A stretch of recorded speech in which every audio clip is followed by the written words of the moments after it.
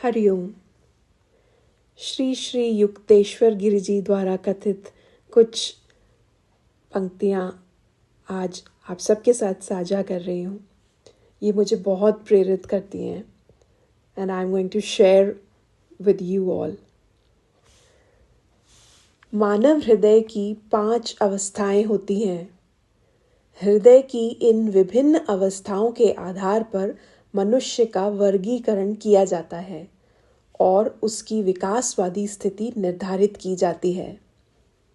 अंधकारमय हृदय यानी हृदय की अंधकारमय अवस्था में मनुष्य सोचता है कि सृष्टि का उसका भौतिक भाग ही अस्तित्व में एकमात्र वास्तविक पदार्थ है और इसके अलावा कुछ भी नहीं है।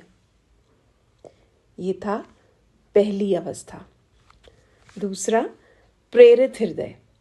जब मनुष्य थोड़ा प्रबुद्ध हो जाता है तो उसका हृदय ब्रह्मांड की वास्तविक प्रकृति को जानने के लिए प्रेरित होता है और सत्य क्या है यह निर्धारित करने के लिए सलाह मांगता है। तीसरा, स्थिर हृदय। उस पूरी अवस्था को द्वापर युग में कहा जाता है। मनुष्य धीरे धीरे एक सुखद स्थिति में आता है जिसमें उसका हृदय बाहरी दुनिया के विचारों को पूरी तरह त्याग देता है और आंतरिक के प्रति समर्पित हो जाता है। चौथा, समर्पित हृदय। मनुष्य पूरे अंधकार, माया यानी भ्रम को समझने में सक्षम हो जाता है। मानव की इस अवस्था को त्रेता कहा जाता है।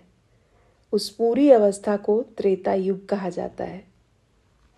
पांचवा, शुद्ध हृदय। अज्ञानता दूर होने पर उसका हृदय स्वच्छ अवस्था में आ जाता है, सभी बाह्य विचारों से रहित हो जाता है।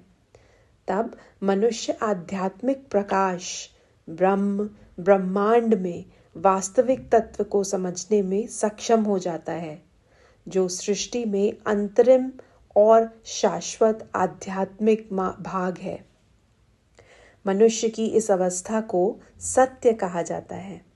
उस पूरी व्यवस्था को सतयुग कहा जाता है। जब हृदय शुद्ध हो जाता है तो वह आध्यात्मिक प्रकाश को केवल प्रतिबिंबित नहीं करता बल्कि प्रकट करता है। इस अवस्था में मनुष्य को नासरत के प्रभु यीशु की तरह जीवन मुक्त सन्यासी कहा जाता है।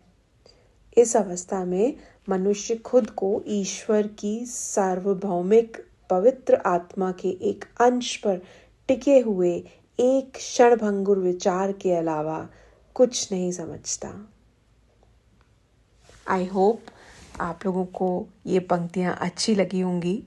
इस पर विचार करिएगा, अमल करने की कोशिश कीजिएगा। Thank you. हरिओम तत्सत।